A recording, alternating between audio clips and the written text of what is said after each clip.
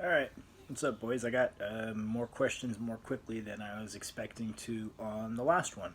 So I figured I'd bang out the answers to these just because I don't have to prep for it. I got a video kind of breaking down what supplements I think are actually effective from a strength training perspective, but I want to actually prepare for that one and have some notes. So I am tired as shit after my squat day today, so I'm just going to do this one because it requires no preparation. Right, so just kind of going through them. Also, again, any questions you have for the next one, leave it in the comments of this one, and I will get to them, hopefully. Thus far, so good. I don't think I've missed a question. It's a lot more effective than trying to pick and choose what deserves a whole video. This way, I can answer the short ones quickly.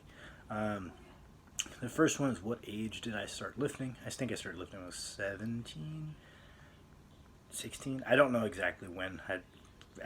Everyone seems to remember that. I don't have any recollection. I want to say 16 or 17. I am now 22. So, probably about 6 years training, I guess. How did I come across it? Well, I was boxing at the time. I wanted to go up a weight class, so I decided to go lift some weights so that I could put on some quality weight. Really enjoyed lifting weights, so I just kind of stuck with it ever since. And were you always a bit stronger than most from the beginning? Yeah, I've always been a reasonably strong dude. I remember, like, back when I was in middle school, I never really lost at arm wrestling. Like, that's something I always prided myself on, and as soon as I figured out that was something you could train and get better at, I wanted to not be weaker than anyone, right? Still working on that part, but it's kind of what I enjoy about it. I don't like being weaker than people. Question: how do you help with insomnia, and what could be causes or solutions? Well, first thing is making sure that your sleep schedule is extremely consistent, even on weekends, right? You can't, those fluctuations, especially if you're someone who's not prone to having good sleep, that's just a really bad habit that you need to fix. Pretty sure you're young, so the older you get, the more you're going to need to fix that. It'll come back to bite you more and more until you fix it. Also, dialing back your stimulant load to zero if you're someone who struggles with insomnia. The loss in your workout from no pre-workouts will be completely negated by the benefits you get from sleeping better, and then good sleep hygiene, not looking at your phone before bed. Really just dialing in your habits. Everyone's like, I've tried everything, but they also just don't have good sleep hygiene because it's boring, it's hard, and it requires consistency. It's not just a pill. If none of that works, I don't believe you, but if none of it works, I would highly recommend this Subject Zero Restoration Sleep Supplement. It's pretty comprehensive for everything that has like individual ingredients that actually have science behind them proving they help with sleep. Do you use pre-workout or ammonia? I don't use pre-workout. I usually just have a caffeine pill because it's more cost effective, and I'm poor as shit, and that's the main thing in pre-workout I won't anyway. I'm not super interested in like the pump stuff. And yeah, when I have money, I do like ammonia. And if you have experience with ammonia, would you say it helps? Okay, so it helps me for sure. That being said, it certainly doesn't help everybody, and that's why you see a lot of high-level lifters that don't use it. So there's the strength arousal curve. So like the more hyped up you get, the more and more you perform, and then you get past a certain point and your performance goes off because you forget your cues, you fuck up for whatever reason. I mean, everybody is on a different point on that curve. Some people, if they get hyped up at all, they fuck up the set. Some people, just the more hyped they get, the stronger they get.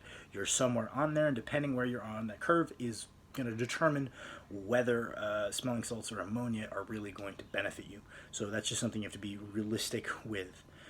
Great video. Do you believe that running a hypertrophy block can be beneficial for an early intermediate lifter, even if strength is the main goal? When programming for hypertrophy, do you usually use linear periodization, i.e. intensity slowly goes up while volume decreases, or do you prefer another form of... Okay, so two-part question.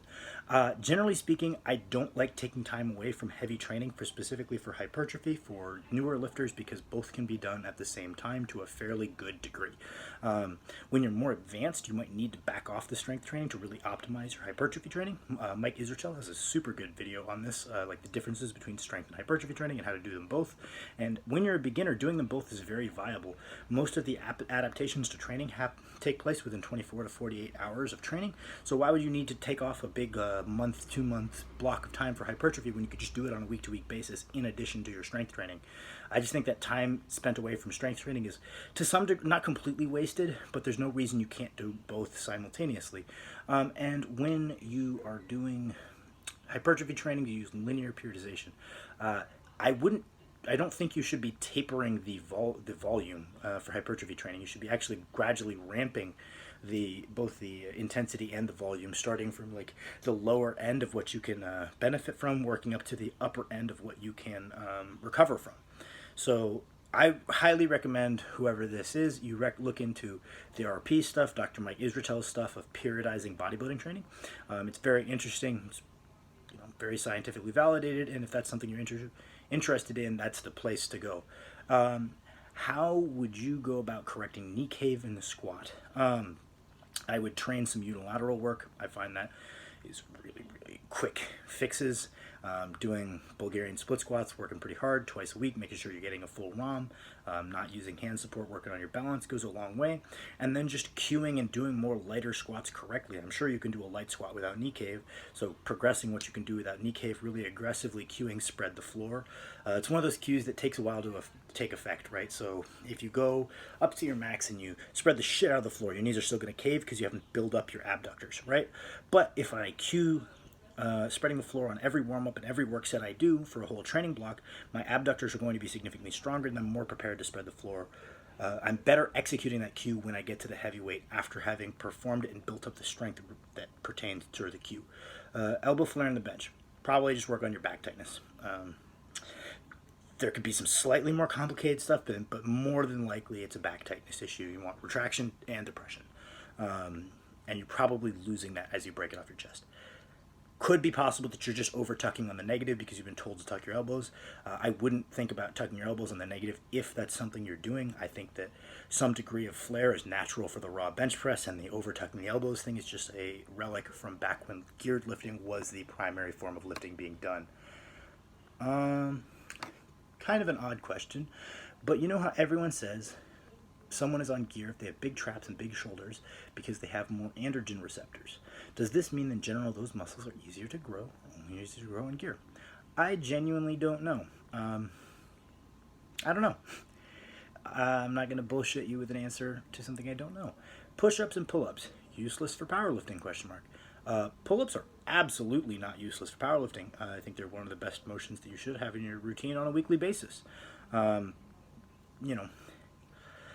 It's kind of interestingly contested right now, though, how much time you should be dedicating to your upper back because people are really pushing it back against pushing to pulling ratios. I'm not super subscribed to a specific ratio. I think there's no data to validate that.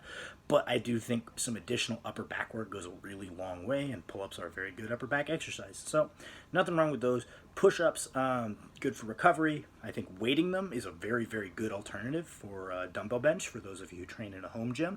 If you can do a depth one, so you elevate your hands on some plates or some blocks and put a plate on your back so you can get extra stretch, I think those are a very, very good training tool. Yeah, that's one of those ones that I think is really, really slept on, is weighted push-ups as an alternative to dumbbell benches if you just don't have access. Good to get in some volume. That's really easy on the joints, and it can be good for your shoulder health to protract because that's something we just don't train. So I'd say neither of them are useless. Push-ups are a little bit more context dependent. They're probably not going to get you a 400-pound bench press, but they could be a nice little component of your training. Pull-ups, good, always. I enjoy watching these. Why, thank you. And any benefit to ever doing touch and go reps for bench or deadlift? Should all bench reps be paused, and should all deadlifts be reset after every rep? Okay, so for the bench, I'm going to say the 90% of your training should probably be with a pause, just because up to a reasonably advanced person, you really just need to put in that time developing your pecs, and pausing your presses just helps with that. That being said, when you're more advanced, it can be okay not to do some touch and go reps as long as you're strategic when you're doing them. That being said, also the other strategy you can do is pause first rep, touch and go the rest. That's a strategy that some people implement very effectively, but assuming you're a relatively beginner intermediate lifter, I would just pause all your presses for the time being. It's simple, it works. You're really trying to build up your pecs. At the end of the day, the bench is largely a pec exercise. Deadlifts, almost always dead stop again because you're practicing this skill right? A touch and go deadlift gives you a mechanical advantage by being able to control a negative prior to it and store elastic tension in your muscles. It's an easier lift. It's not what you're preparing for. Is it always bad? Absolutely not. That time under tension can be a valuable tool for building, hypertrophying the muscles relevant to the deadlift. It can be a little easier to handle some volume if you do them touch and go. But again, that's something I do very sparingly and very deliberately. Bearing in mind your goals and knowing that the majority of your work shouldn't look like this. That being said, my favorite way to do deadlifts is a controlled negative, but allowing the weight to sink into the ground, but not giving up your position at all, so not dropping it, and not losing your brace. You allow it to sink into the ground, so it is a true dead stop rep, and then pulling again. I find it's just a good way to do your rep work and make your reps more consistent while still getting the benefit of breaking each rep off the ground from a dead stop. I hope those answers were okay. I appreciated how many questions you guys asked. Makes me feel very cool. I hope I get more on this one. I do enjoy doing these, and I do want to do that nutrition video at some point. I just want to make sure I'm prepared for it.